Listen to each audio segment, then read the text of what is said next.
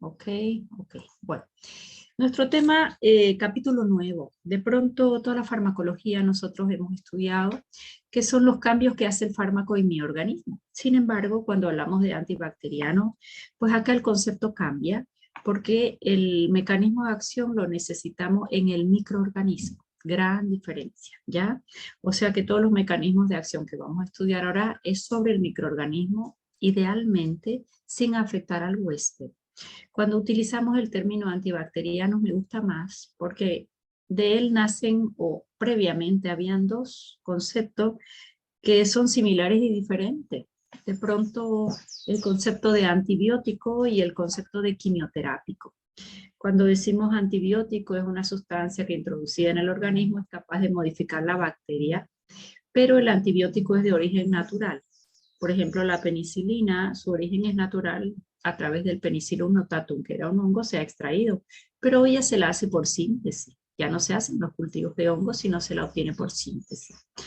Entonces, la diferencia entre antibiótico, origen natural, quimioterápico, origen sintético, ahora ya no la utilizamos básicamente con esas diferencias, ¿no? Porque la mayoría de los fármacos gran parte se los obtiene ya por síntesis o por semisíntesis a partir de productos naturales o ya en el laboratorio. Entonces nuestro concepto ahí va a ser más antibacteriano. Ya me gusta más porque engloba el origen del fármaco. Pues cuando hablamos de antibacterianos, que ya hablamos sobre un mecanismo de acción en el microorganismo, los vamos a tratar para prevenir una infección. Cuando yo digo prevenir, estoy hablando, por ejemplo, de usar profilaxis antibiótica. ¿En quién? Un paciente que va a entrar a quirófano se va a cortar la piel, si bien se hace toda la metodología para disminuir el número de bacterias, siempre en piel pudiera quedar algunas bacterias, generalmente son gram positivas. Entonces, casi con la inducción de anestesia, se le hace al paciente un antibiótico endovenoso. Entonces, cuando yo hablo de profilaxis antibiótica, ¿a qué me voy a referir o qué objetivo tengo? Ese paciente no está infectado, pero en el momento del corte del cirujano, que yo tenga un pico alto del antibacteriano. En el caso de piel, el antibacteriano ideal será el que va a cubrir gérmenes gram positivos, que son los que más encontramos en piel. Y cuando hablamos de esta profilaxis, generalmente una sola dosis hacemos. A veces si la cirugía es muy larga, 2 dosis, pero la literatura contempla profilaxis antibiótica en cirugía hasta 48 horas. Pero si el cirujano hizo la profilaxis, volvió a colocar otra dosis y le deja con antibiótico al paciente, deja de ser profilaxis y si pasa de 48 horas ya hablamos de tratamiento. ¿Ok? Acá lo que a mí me interesa es que ustedes sepan el objetivo. El objetivo en prevención o profilaxis es pico alto del antibacteriano al momento del corte del cirujano. Y el mejor momento es que ese antibacteriano endovenoso lo coloque el anestesiólogo junto con la inducción anestésica. Ese es el ideal momento. A veces lo colocan el día antes, no me sirve. Eso es tratamiento, no es profilaxis, ¿no? Entonces, ese concepto es importante, hasta 48 horas, ¿no? Después se puede utilizar para curar, efectivamente, si vamos a tener infecciones, no se negocia si es por una bacteria, un antibacteriano, y ahí ya vamos a ver que tenemos algunos antibacterianos, antiinfecciosos, que son bactericidas o bacteriostáticos. Es modo de acción. Cuando estudiemos acá estos capítulos vamos a estudiar la clasificación de los fármacos, sus mecanismos de acción que son bastante diferentes a los que ya hemos estudiado, ahora los vamos a revisar. Modo de acción, cuando digo modo de acción es si es bacteriostático, si es bactericida. ¿Y qué diferencia hay? Pues el bactericida va a matar la bacteria y el bacteriostático no la mata, solo inhibe su crecimiento. Si esta es la bacteria y yo la dejo quieta sin reproducirse, ¿qué va a pasar cuando yo quite el antibiótico? Es muy probable que la bacteria vuelva a multiplicarse.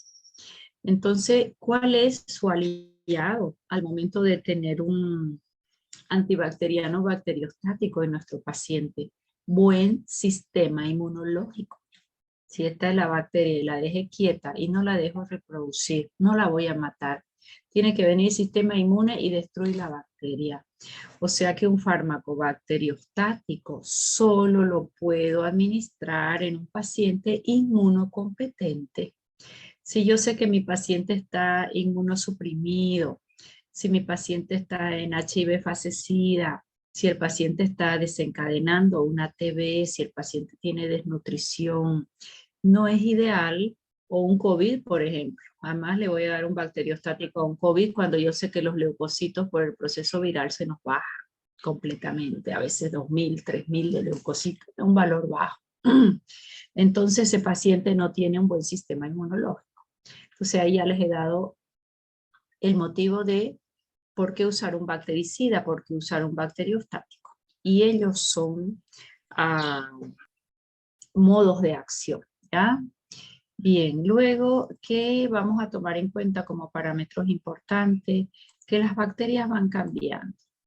Lamentablemente las bacterias son cada vez más inteligentes. Cuando digo más inteligente, crean mecanismos para que el antibacteriano no las destruya. Y hay muchos mecanismos conocidos y otros que son cada vez más nuevos.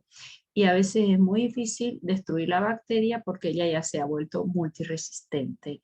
Y es muy triste en un paciente recibir un cultivo, especialmente pacientes con infecciones intrahospitalarias o pacientes con algún catéter o pacientes diabéticos o pacientes quemados, pacientes intubados, donde desarrollan una infección intrahospitalaria. Muchas veces recibes el cultivo y todos los antibacterianos testados son resistentes. Entonces, ahí realmente es muy crítica la situación en un hospital. Es por eso que siempre los hospitales deben tener como pilar fundamental para su manejo de fármacos, principalmente antibacterianos, políticas donde no te permitan utilizar fármacos de última generación sin un motivo, sin un cultivo, y la política de no usar los antibacterianos hasta no estar completamente seguros de que la infección es bacteriana. Y que también es importante saber cuáles son las bacterias más frecuentes que hacen esa localización de infección. Ya vamos a ver que los antibacterianos hay de amplio espectro y de espectro reducido. Espectro reducido, por ejemplo, una penicilina sódica, solo gram positivo, aunque hay 3 coquitos gram negativos que tienen actividad. Y están las otras para gram negativos, un aminoglucósido, por ejemplo, una amicacina, una gentamicina. Esto es solo para negativo, esto es solo para positivo. Pero si tú no sabes de qué bacteria sospechas en esa localización de infección, sea una peritonitis, sea una infección urinaria, una sinusitis, una faringoamigdalitis, una neumonía, una otitis, una meningitis, ¿qué va a pasar? Que capaz te vas a ir hacia un antibacteriano de amplio espectro. Cuando digo de amplio espectro, es que su espectro va a ser gram positivo, gram negativo, capaz intracelulares, capaz anaerobio, según cada grupo lo vamos a ir estudiando lentamente. Pero fíjense ustedes qué riesgo corro si yo a un paciente le doy a priori un antibacteriano de amplio espectro. Le vamos a barrer toda su flora normal. Hablo de flora en todo tubo digestivo, flora vaginal en el caso de las mujeres, la flora de piel también, que son protectoras. Y a partir de ahí ya probablemente aparecen más efectos adversos. O sea que si ustedes me preguntan qué es lo ideal, estar seguros primero que el proceso es infeccioso. Número 2, acorde a la infección que yo tenga, sea una colangitis, sea una otitis, sea una faringoamigdalitis, sea una neumonía, una meningitis, yo saber de qué gérmenes sospecho como los más usuales. Cuando yo digo los gérmenes más usuales, eso es, ya está en los libros, cuáles son los gérmenes más frecuentes en una otitis. Por eso, por ejemplo, si es un niño, es una Moraxella catarrhalis, a cualquier edad un neumococo, una Klebsiella. Entonces, si yo sé a priori los gérmenes más frecuentes, yo voy a intentar buscar un antibacteriano que me cubra los gérmenes más frecuentes que hacen esa localización de infección. Entonces, fíjense que no es nomás estudiar el fármaco como tal, Si no, yo tengo que saber el sistema inmunológico del individuo, si está inmunosuprimido o no, para saber si doy un bacteriostático o bactericida. Número 2, localización de infección y los gérmenes a priori más frecuentes para yo poder cubrirlo. Si hay una otitis y no tengo un cultivo y capaz no se lo voy a pedir porque fue una otitis después de 10 años o la primera otitis, no es recurrente, entonces no he pedido un cultivo. Me voy a basar en las bacterias frecuentes. A eso le llamamos tratamiento empírico. Es un tratamiento empírico que significa que yo voy a cubrir los gérmenes más usuales. A veces esos tratamientos empíricos en el hospital son cambiantes porque ya sabemos que el Staphylococcus es resistente, que la Escherichia coli es resistente, entonces voy cambiando mi prioridad de fármaco. Siempre y cuando en el hospital o en el centro de salud tengamos un perfil de bacterias. Ahí hay que trabajar muy bien con el equipo de bacteriología del hospital, porque ellos serían los que nos dan las directrices para ir rotando nuestros tratamientos empíricos. Eso es importantísimo.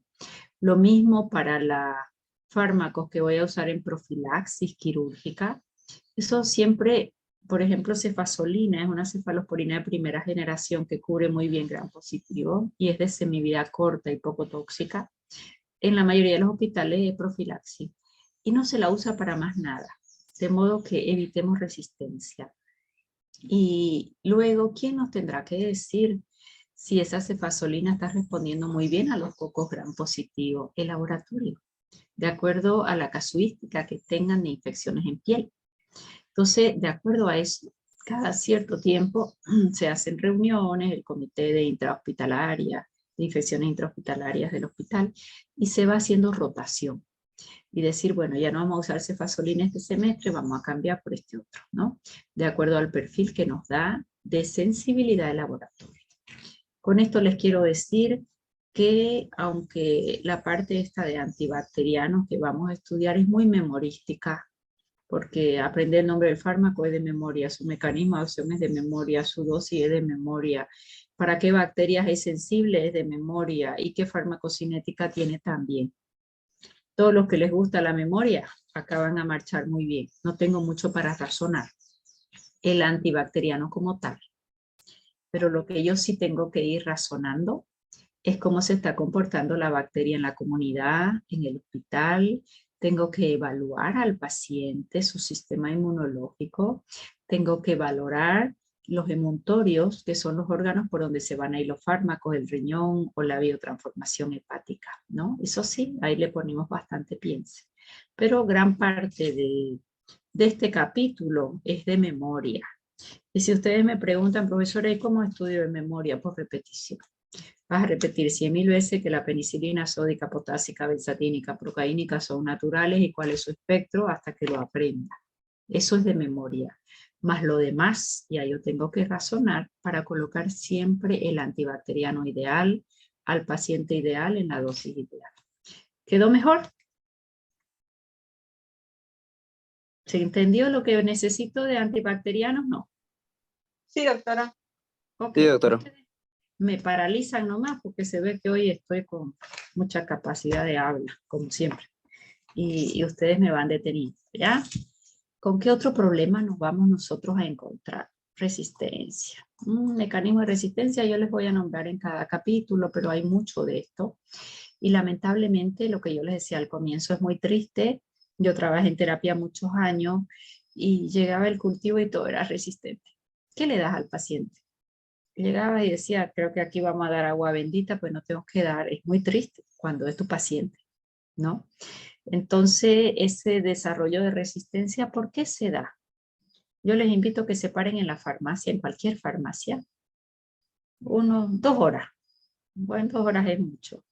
Pero van a ir escuchando todo lo que en la farmacia se va dispensando, porque el paciente lo pide a veces. Tiene amoxicilina, tiene ciprofloxacina, lo que sea, sin receta te venden.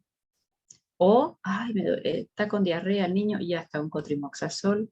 O le duele el oído, ya le dan una amoxicilina. Párense 2 horas y me van a decir cuántos antibacterianos despachó la farmacia porque el paciente lo pide o porque el farmacéutico, que la mayoría son técnicos, no son farmacéuticos. Farmacéutico está entre papeles haciendo cosas en la farmacia, lamentablemente, y los demás son técnicos con un curso de 3 meses que saben los nombres de los fármacos y van escuchando las cosas y van transmitiendo información, ¿no? Y a veces ellos recomiendan fármacos. Entonces, esa casuística de uso antibacteriano es asustante. Cuando yo digo asustante es que se mal utiliza y eso cuando realmente necesita un antibacteriano ya creó resistencia. Porque este paciente que viene por dolor de estómago y por diarrea y se toma un cotrimoxazol, no es que va a usar 5 días cada 12 horas como debe ser. Al segundo día está mejor y cortó el tratamiento. Ya no le duele el oído, no que voy a gastar mi dinero. Y te compran 2 amoxicilinas. Una vez en la farmacia yo escuché que venía una señora a pedir un antibiótico y le dice, ¿cómo lo voy a tomar? Era una diarrea. Tómese uno ahora y el otro más tarde. Y mañana si paró ya no toma más. Fatal, ¿no? A veces son malas indicaciones, a veces automedicación o una infección urinaria. Ya esa paciente sabe o ese paciente que es una infección urinaria, más usual en mujeres que en varones. Toma el primer antibiótico, está perfecta. Tomó el segundo por las dudas y no tomó más. Entonces, esa Escherichia coli, que es la más usual en infección urinaria, más no es la única, puede ser protio, puede ser Klebsiella, puede ser un coco gram positivo también. ¿Qué es lo que va a pasar ahí? Creamos resistencia. O sea que lamentablemente el gran problema en Bolivia es que los antibacterianos se expenden sin receta médica. O ya fuiste al médico y después hace la misma infección, busca tu recetita y la repite. O tratamientos incompletos, incompletos con mucha frecuencia cuando son de automedicación. A nadie le gusta al paciente completar un tratamiento. Cuando vas al médico, sí, porque el médico te lo subraya, 7 días, y el día 7 esperamos 2 días y hacemos un nuevo cultivo de orina y me lo va a traer, necesito verla, esto se puede hacer crónico. Entonces ya por lo menos el paciente escucha que puede ser crónico, que después va a volver y toma más conciencia. No es lo mismo yo ir a pedir paciente cualquiera un antibacteriano a la farmacia por infección urinaria o que vaya yo al médico y él me haga un seguimiento y me explique lo que yo preciso, ¿de acuerdo? O sea que con esto les estoy diciendo que se van a encontrar con un terreno muy árido en el uso de antibacterianos porque nuestra probabilidad de resistencia es altísima. Por ejemplo, una infección urinaria por Escherichia coli. Escherichia coli se lleva la flor en infección urinaria, les digo yo. A veces en examen me ponen Escherichia coli y se lleva la flor. En realidad lo que quiero decir es que es la más frecuente. El 90 o 99% de las infecciones urinarias son por Escherichia coli. ¿Ok? ¿Qué es lo primero que te dan en la farmacia? Porque se puso de moda, porque es muy sensible. Es una ciprofloxacina, es una quinolona fluorada. Pues ustedes revisen, conversen en un laboratorio cómo es la sensibilidad de la cipro. Y es altísima la resistencia hoy en día. ¿Por qué? Porque se mal utilizó y se utilizó a largo plazo. A veces el paciente ya llega al médico o al urólogo con esas infecciones y empiezas a preguntar y ya se tomó todo, no tienes que darle. Te falta un imipenem en vena, internarlo al paciente, porque ya esas bacterias son multiresistentes. O sea que ese es el terreno con el que ustedes van a encontrarse lamentablemente con el uso de antibacterianos, altos índices de resistencia. Efectos adversos. Lamentablemente, en la medida que los antibacterianos fueron introduciéndose en el comercio, en el mercado, o se fueron descubriendo, pasamos de lo muy poco tóxico hasta lo bastante más tóxico. Por ejemplo, muy antiguo es la penicilina. Penicilina es un antibacteriano hermoso. Llega, no entra dentro de mi célula, no se biotransforma y se va por la orina igualita como entró. Efecto adverso, ninguno. Pero ¿cómo, profesora? Sí, ninguno. En cuanto a su farmacocinética, en cuanto a que me dañe un órgano. Más cuáles son sus principales efectos adversos. Que el paciente sea alérgico, o si lo voy a usar en una meningitis, porque pueda atravesar la barrera cuando hay meningitis, y voy a usar dosis muy altas, como 30 millones, puedo usar de una penicilina sódica. Quien le acompaña es el sodio o el potasio. Entonces lo que puedo encontrar como efecto adverso ahí es una hiperpotasemia o una hipernatremia o tromboflebitis. Al entrar el fármaco por ser agresivo y no entra muy bien diluido y me hace una tromboflebitis o me hizo alergia. Entonces yo les dije, eres un fármaco muy noble, así como entra, así se va. Eso no se les va a olvidar nunca. Penicilinas naturales, penicilina G, la vamos a estudiar. Entonces fíjense que en la medida que yo me voy separando de las penicilinas, cefalosporina ya tiene más toxicidad, aminoglucósidos mucho más, los macrólidos una toxicidad diferente, aunque son poco tóxicos, y de ahí suben las quinolonas con algunos efectos adversos, carbapenemes, y así voy subiendo. Y toda vez que hay un fármaco nuevo, así como va a ser más efectivo por su novedad, porque todavía no hay resistencia, de pronto el perfil de reacciones adversas aumenta. Cuando yo digo perfil de reacciones adversas, ¿quién estudia ese perfil de reacciones adversas? Lo hace la farmacovigilancia. Entonces, un concepto nuevo en farmacovigilancia, vamos a detectar reacciones adversas y notificarlas. Que los profesionales en Bolivia notifican muy poco, pero sí tienen importantes reacciones adversas los antibacterianos en la medida que ya me separo de los más antiguos como son las penicilinas. Bien, ¿alguna duda hasta ahí en introducción?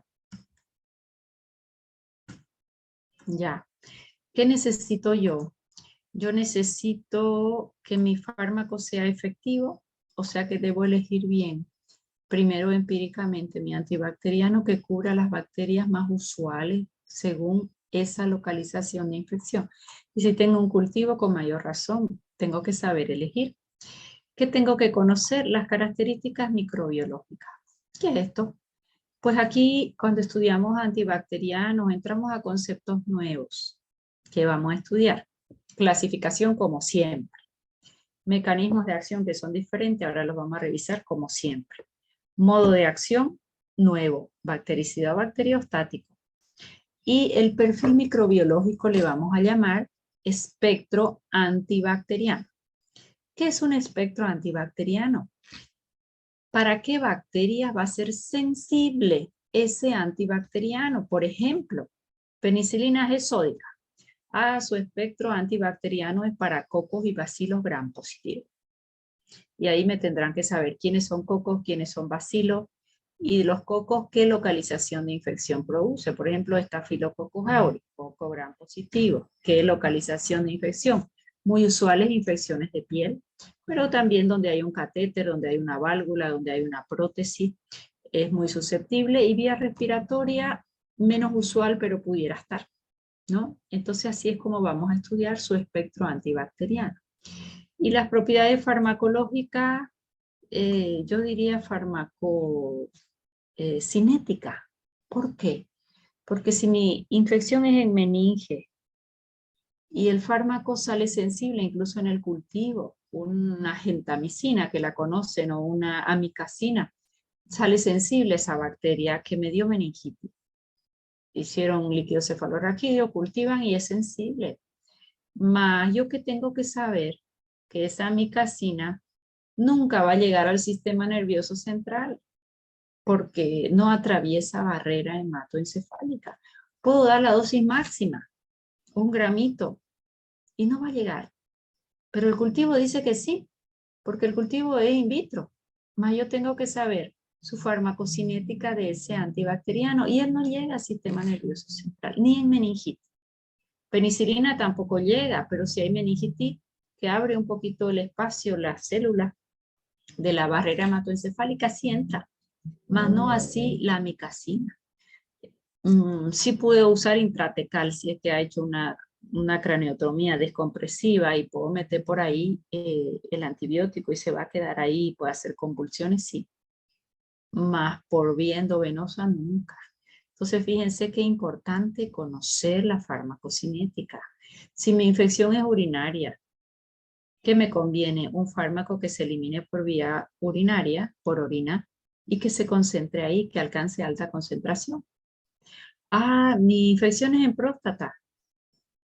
Buscaré un fármaco que se elimine y se acumule en próstata, pero hay otros que, penicilina, por ejemplo, entra y sale no entra a la célula y no va a ser útil. O si mi infección es una neumonía atípica por un intracelular, una legionela neumófila o micoplasma pneumoniae, ¿qué va a pasar?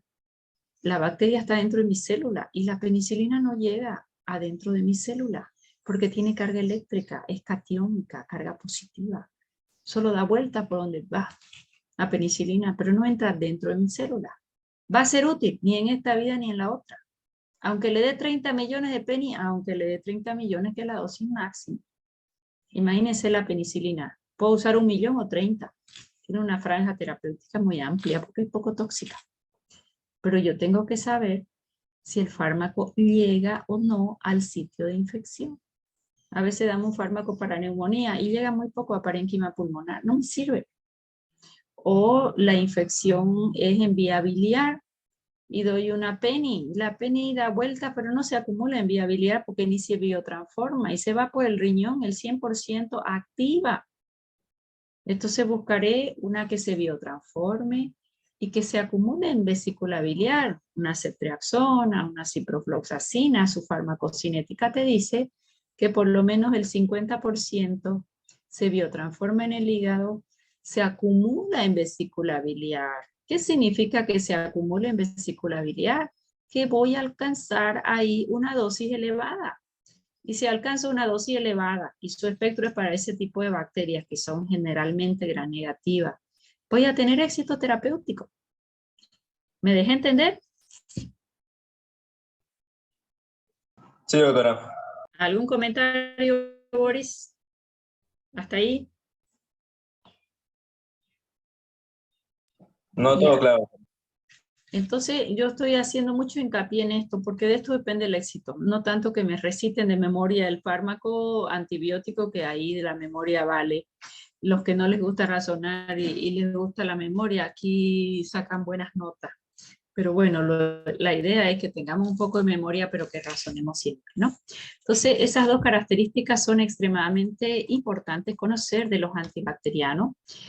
Y aquí hay otro concepto que yo lo voy a trabajar mucho. ¿Quién sabe qué significa MIC o SIM? Concentración inhibitoria mínima, doctora. Bien, José, ¿y qué significa eso?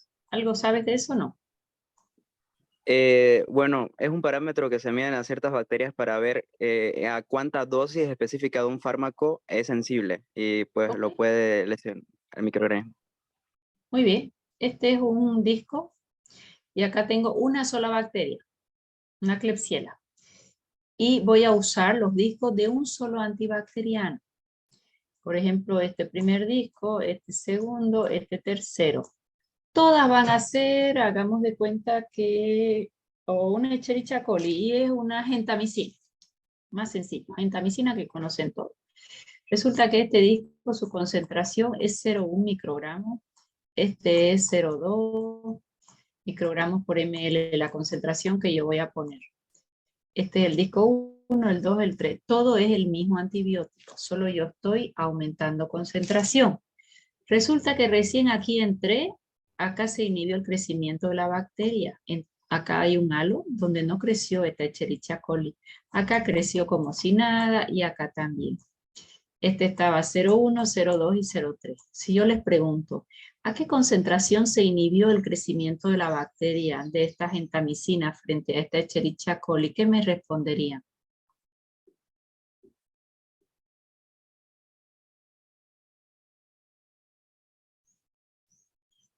Yo hablo y yo creo que me entienden, pero creo que no me han entendido. Voy de vuelta. En todo este disco hay una Escherichia coli. Es diferente a un cultivo esto, ¿ya?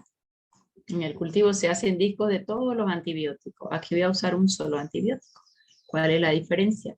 Que este disco trae una concentración de gentamicina, que es la que yo quiero testar, de 0,1 microgramos por ml. Este segundo 0,2 microgramos por ml y este tercero 0,3. Resulta que en el disco 1, aquí la Escherichia coli siguió multiplicándose, en el 0,2 también. Pero en este 0,3 hubo este halo donde no se desarrolló la Escherichia coli, porque esta concentración de antibióticos fue muy efectiva. Entonces yo les preguntaba, ¿cuál de los 3 discos evitó que la bacteria se multiplique? El tercer disco, doctora. 03. Eso, exacto. Eso es concentración inhibitoria mínima. Es la mínima concentración que inhibe, por eso se llama MIC, que inhibe el crecimiento de la bacteria. Mientras más chiquitito es, significa que con menos fármaco, menos concentración, yo voy a ser efectivo. Pero aquí hay algo. Acá dice inhibitoria. Profesora, pero aminoglucósido es bactericida. La gentamicina es bactericida, no es inhibitoria. Entonces ahí en cada grupo de fármacos se multiplica por un valor. Por ejemplo, la penicilina se multiplica por 4. Ese valor inhibitorio 0,3 lo multiplicas por 4 y da 1,2. Con 1,2 microgramos por ml nosotros matamos a la bacteria, no le inhibimos su crecimiento, sino la destruimos, porque ella es bactericida. Esos valores MIC los vamos a usar, ya los vamos a ver enseguida gráficamente, y yo solo mirando ese valor puedo saber si esa bacteria es o no sensible a ese antibiótico. No se los voy a pedir de memoria, los tienen en la guía farmacoterapéutica que publiqué hace algunos años.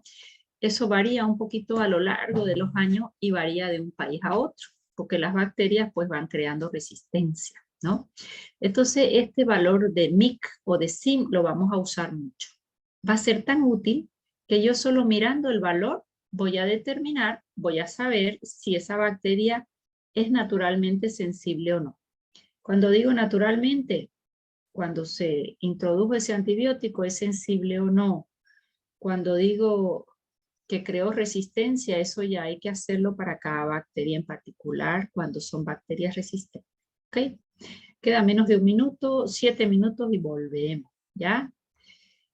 ¿Qué más yo les decía que es importante conocer? Eso lo vamos a ver en la práctica, pero ya tienen idea de lo que es un MIC.